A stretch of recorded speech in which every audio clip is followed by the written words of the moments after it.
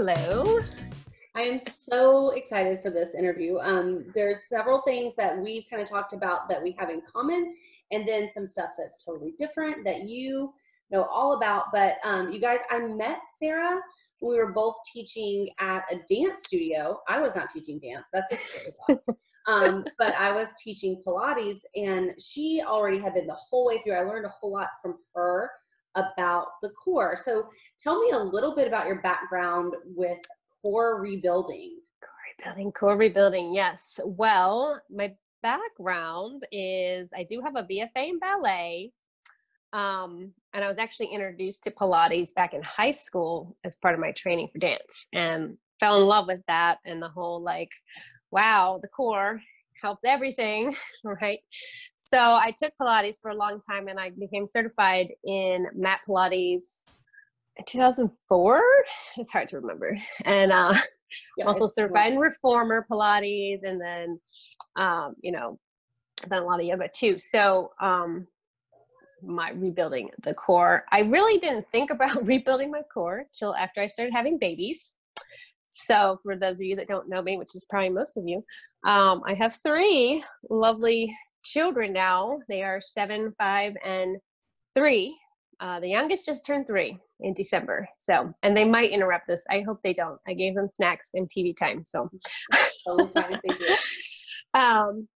So it was after that, having that first baby, and then being on that postpartum recovery, like everyone in this challenge is in this mom challenge to rebuild the core. I wish I had had that be so helpful. Kind of had to figure it out on my own a little bit and do a lot of, that's when I started getting more into that, wow, postnatal Pilates, like reading and training. And I actually didn't hear, I don't know if you want me to throw this in now or not, but I was going to say, in rebuilding the core, I stumbled on this whole diastasis recti situation after pregnancy. And I actually didn't even hear anybody tell me about it the first, or I don't remember even in the second pregnancy hearing about it till I was rebuilding after my 3rd pregnancy, which happened into a C-section. And that was interesting.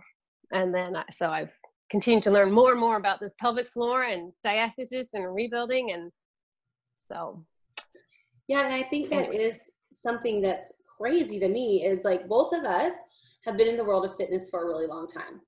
I mean, and I think back to when we first started doing Pilates together, and I was kind of learning about apparatus from you. And I mean, my gosh, we just took a lot for granted back then. Yeah. And I wish I would have had someone kind of telling me more about this before I had kids. Think of all the things I could have even told clients back then, like the women that were going through who'd had kids, even, I mean, some of our older clients, like 30, 40 years ago, that were still struggling with these things, and no one's teaching really about rebuilding.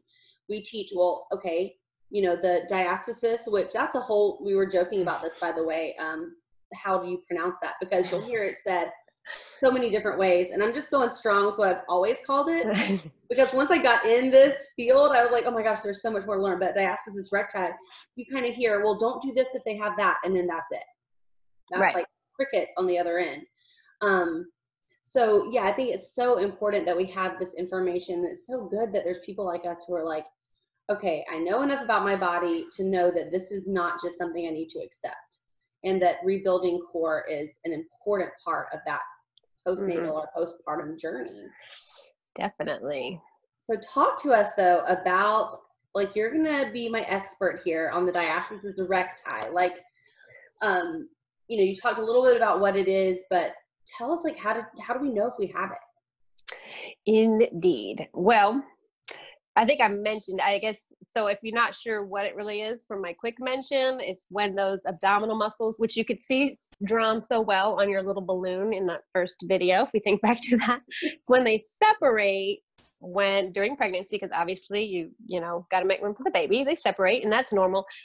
And then after you have the baby, they don't just pop back together, your body's healing. So it's a slow process. So you just have to be careful of certain exercises. The main one is all these crunching up exercises. You don't want to do that when they're still separated and you're just teaching your abs to just poof out more instead of pull in. So basically the simple test is I can't show you, but I can tell you it's easy. You lay on your back with your knees bent, about shoulder width apart. And then you are going to lift up your head to that small crunch. I always called it the quarter roll up, where you're lifting up just your head and your shoulders a little bit.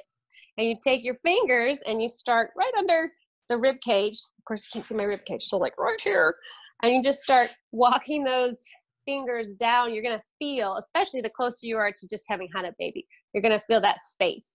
So you could probably test it on yourself one time for us for a video later when you don't have I definitely know that I have some. Like yes. I do have about 2 fingers still like up and above, probably about 3 inches above the belly button. And then not as much below, surprising. Like I feel like I had more below last time, but not as far below. Right. So you keep walking the fingers, poking them down all the way to the belly button, a little bit below, and you'll feel that could be up to 3 finger separation.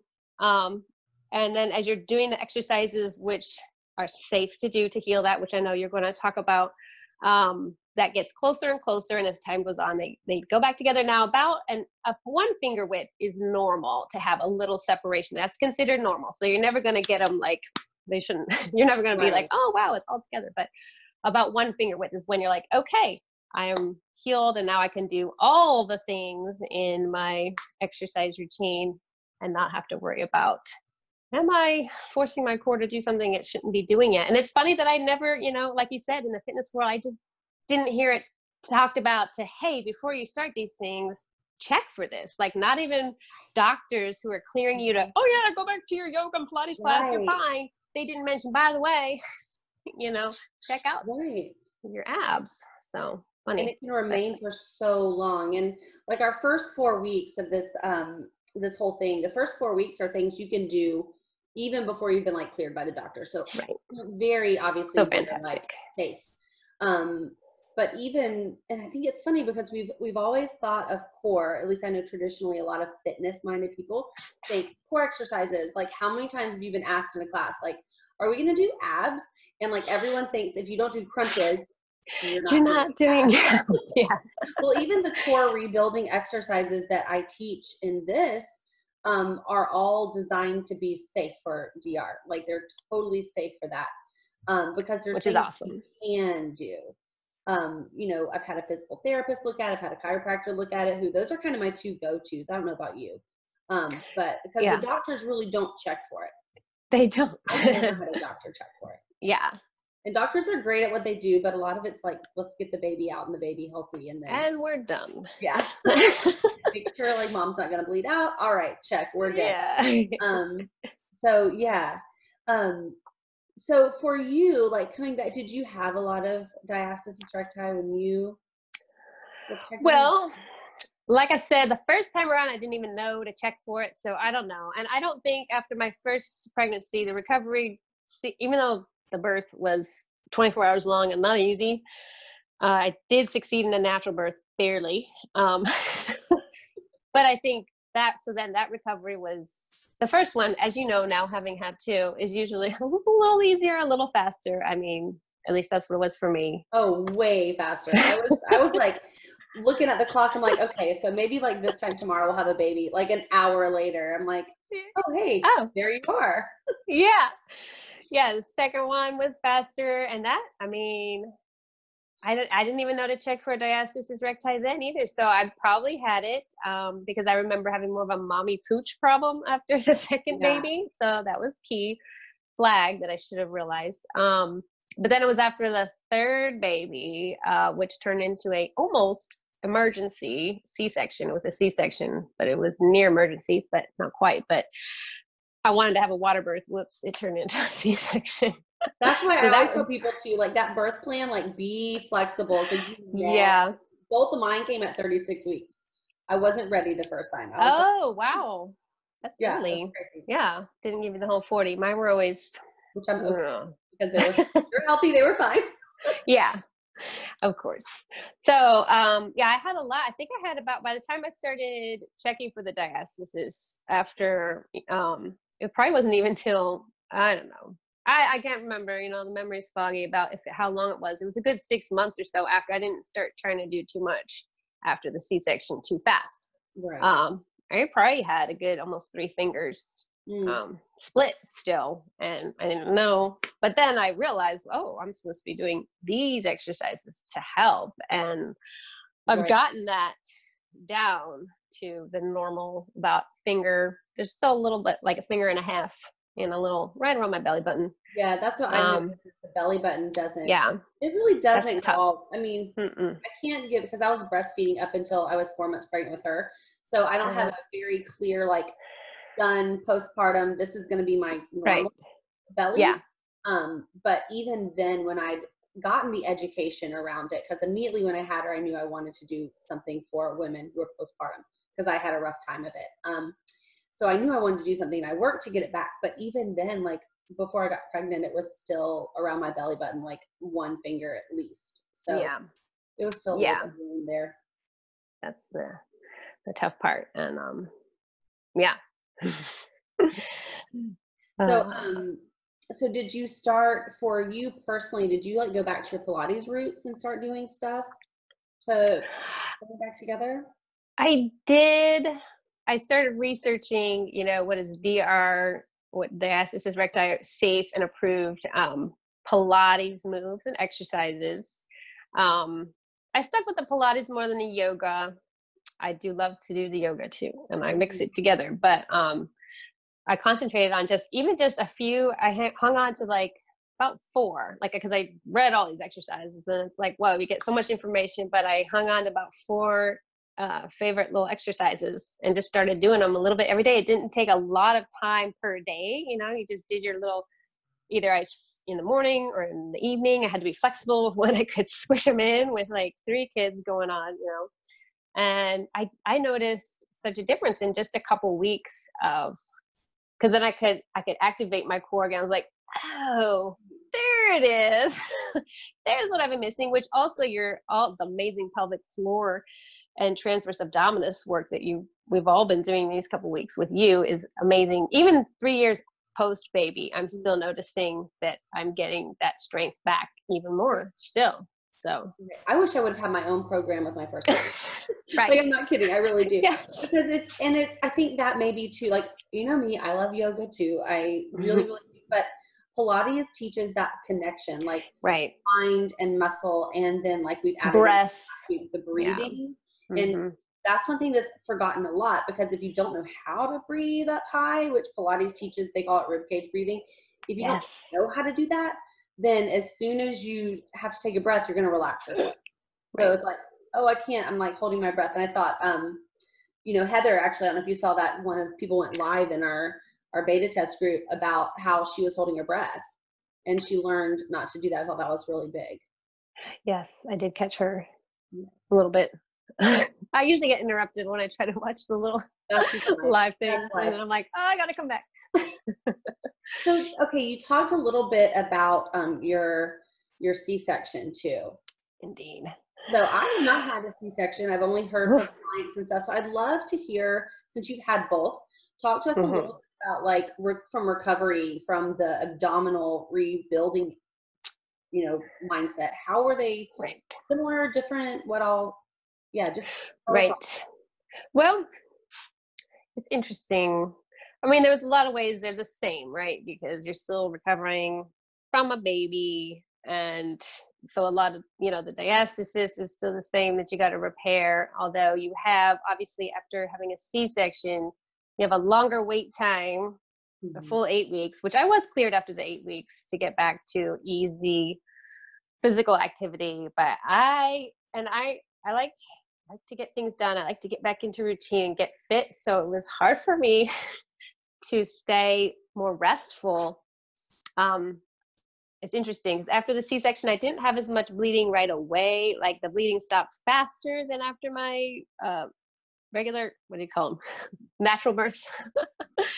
But then I would find myself, even after 8 weeks, being too active physically, and it would kick in bleeding again. I was like, what am I doing? And then I realized I need to just pull back, just walk. Don't try to do too much yet. And it's hard for me to rest. So that was challenging. So I think I kind of put that core rebuilding sort of to the side for a while. Yeah. Ironically enough, then Fine. it You was can start whenever. Yeah. exactly. And I've always noticed you really need to give your body like a full year to feel like, oh, now I am finding myself. Not that you're ever going to be the same. You're never going to come back to your old normal, but you're going to find your new normal and feel more normal at least a full year recovering after having a baby. Now with the C-section, I didn't feel that point till like 2 years, till he was 2 years old. I was like, okay, now I'm starting to feel like I'm more together. Maybe that's because I finally found, the information about rebuilding your diastasis, and Right. that maybe that's why it took longer. I don't know. Maybe it's because it was the third baby and a C-section. It's probably a combination of all those Mhm. that made it take that much longer. I'll just throw a note in there. Like for me, the emotional mental recovery was much harder with the C-section. Now I know some people schedule C-sections, and that's a whole different ballgame. And I'm not making any judgments on if you're a mom that wants to do that. But for me, I didn't want to schedule it. I didn't want to have one. It was emergency need. Mhm. So I had to grieve the amazing water birth that I wanted to have that I didn't have. And I also had to let go of me. Gosh, for so many months, I just thought, well, if only I had gone to a different chiropractor or gone more to the chiropractor or like done the right yoga pose so he was aligned the right way and didn't get stuck, and like I could have not had this C-section, like feeling like such a failure. And so I know that you're very much aware of that whole mental and emotional part of like giving birth and being a mom. And so you have to, if you had a C-section that you didn't want, you may have to have extra time to I journaled a lot. That's what helps me get my feelings out and move on, and just had to like be there, grieve it, and then be able to move on, which circles around and helps your physical healing too, so It okay. absolutely does. And I think like that it's so funny. This has come up with like every time I want to talk to a mom about something physical with childbirth, we always circle back to the mental. And I think that's so crucial to be okay with, because there's a lot of moms who they want to like power back into like the mom bod of the century or whatever, Right. without realizing like, okay, let's also step back. Like, first of all, I was reading an article and it just like drove me crazy the other day. It said you can start doing Kegels immediately after having it. Like they were talking about how like you can do some stuff jumping, but I'm like, okay, maybe like physiologically you could like Right. try to activate them. But I say even if you want to start simply doing some of the stuff early, give yourself like at least 2 solid weeks of bonding, like Oh at the yeah. very least. And I didn't, even though I say like, okay, sure, you can jump into this after 2 weeks. I didn't start this until I was like almost 2 months 2 months. postpartum. So I just wanted that time bonding. And then when you feel ready, jump back in, because there's a lot of people, my births did not go the way I planned, either one of them. And so you have to be like, okay with, well, how am I going to move on? How am I going Right. to get over this hump? And I love the idea of journaling. I know a lot of times just talking to other moms. Mm-hmm. Some people say that hearing birth stories is annoying, like everyone wants to tell them their birth story. I love to hear birth stories. I mean, love it, because it makes me feel way more normal. Like there's so many people out there who did not have that. Birth plan went this way. Everything was fine and good. Everything. There's a Yeah. ton of people. Sorry, I have like Oh, that's the cat. she hangs out with me in my office. She's been around Right. for 18 years. She's allowed.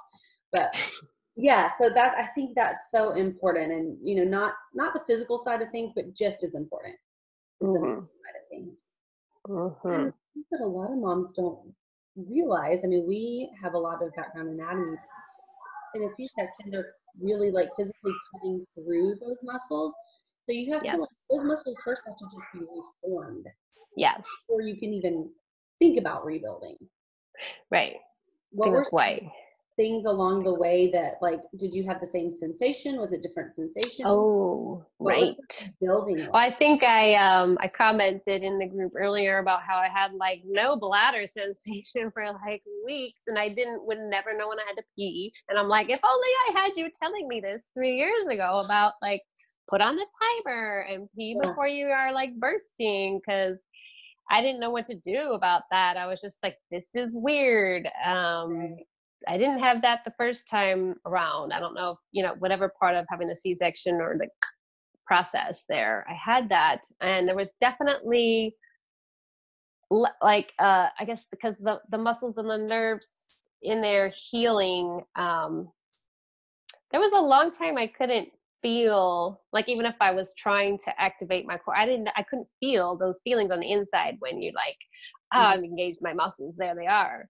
Like, a side note to the C-section, before I got taken to the hospital, because I was giving birth at the birth center, not to give my whole birth story, but so I had to be taken from the birth center to the hospital. And before that, his head was like smashing into my left hip somehow, some weird way, hitting a nerve. I've just hypothesized that it was a nerve, and he like messed up my ligaments in there because it was bad. The nerve pain was worse than the contraction pain. Anyway. Right. So the recovery of my hip has been way different this time. I'm still working on it. It still doesn't feel the same, but just barely 2.5 years post baby, I was finally able, this is after, getting into the DR exercises, recovering the diastasis. That's when I could connect to my hip, because I've been teaching ballet, I went back to teaching ballet 8 weeks after C-section because I was, I don't know, power mom, but I couldn't use my turnout properly until just 6-8 months ago. I finally could feel that rotation in that hip come back. Something got connected finally after that long recovering and working towards it, and then healing. So it takes time. I don't know. Sometimes I feel like I'm rambling. Just imagine what our bodies went through. It's not. Yeah. It's very, very interesting, and everyone has their own little things that, like you're saying, that's not necessarily, that could have been part C-section, but probably not. Who knows? Who knows what that was? Yeah, he definitely messed something up before the C-section happened. It was wild and weird. Anyway, so. Well, cool. Well, anything else that you want to leave us with? I was gonna say, I